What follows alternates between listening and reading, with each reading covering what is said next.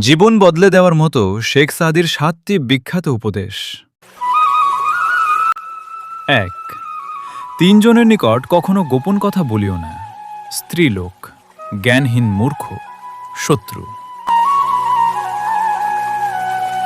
২। এমনভাবে জীবনযাপন করে যেন কখনো মরতে হবে না, আবার এমনভাবে মরে যাও যেন কখনো বেঁচেই ছিলে না। ৩।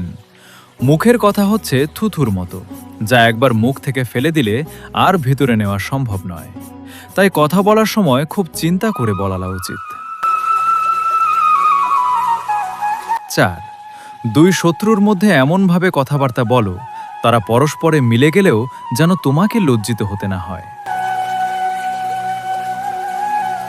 ৫।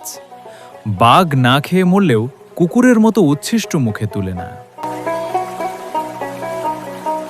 ৬। ইহ পরকালে যাহা আবশ্যক তাহা যৌবনে সংগ্রহ করিও। ৭। অজ্ঞের পক্ষে নীরবতাই হচ্ছে সবচেয়ে উত্তম পন্থা। এটা যদি সবাই জানতো তাহলে কেউ অজ্ঞ হতো না।